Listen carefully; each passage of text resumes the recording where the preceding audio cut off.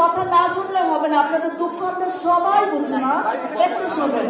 যদি চিৎকার করেন তাইলে বোঝা যাবে যে আপনারা কথা শুনতে চান না, শুধু বলতে চান। অবশ্যই আমরা জুলাই সনদ বাস্তবায়ন করব, অবশ্যই করব। উনি এখানে দাঁড়ায় আছেন, আপনাদেরকে সম্মান জানায়, সেটা আপনারা সম্মান দিবেন না? উনি এখানে কেন এসেছেন? আপনাদেরকে সম্মান জানায় এসেছেন না?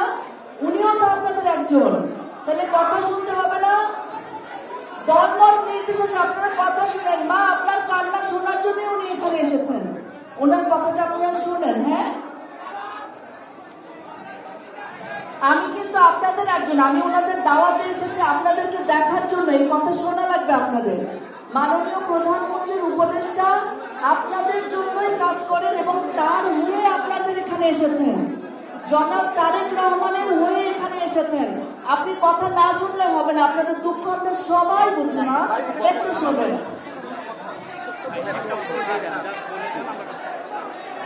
আপনারা বসুন সবাই।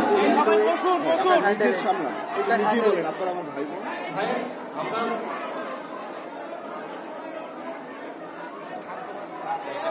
প্রিয় ভাইয়েরা বোনেরা,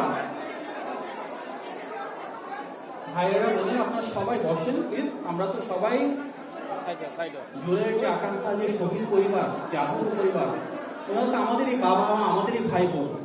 আপনাদের যে কষ্ট, আপনাদের যে বেদনা, সেটা তো আমরা গভীরভাবে উপলব্ধি করি।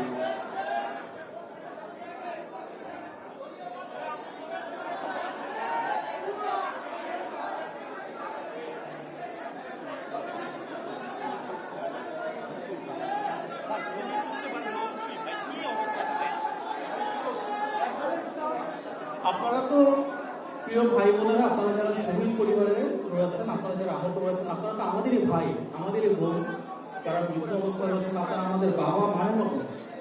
আপনারা আস্থা রাখুন, যে জুলাই গণ অভ্যুত্থান রয়েছে সেখানে যারা শহীদ, তাদের প্রত্যেকের অবশ্যই আমরা বিচার সুনিশ্চিত করবো। সেই পথযাত্রা আমরা রয়েছে। আমরা ইনশাল্লাহ সবাই মিলে এই দেশটাকে গড়ে তুলব। আমরা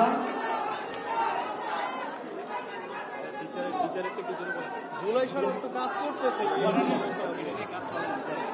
সনদের বিষয়ে একটু বলতে দেন আপনারা চিল্লাইলে বলবে কেমন? জুলাই সনদের বিষয়ে তো আমরা নির্বাচনে দেখেছি, আমরা বলেছিলাম অবশ্যই আমরা হ্যাঁ ভোট দিব, এবং যেভাবে স্বাক্ষরিত হয়েছে অবশ্যই আমরা জুলাই সনদ বাস্তবায়ন করবো, অবশ্যই করব। জুলাই সনদের আকাঙ্ক্ষাকে আমরা ধারণ করি।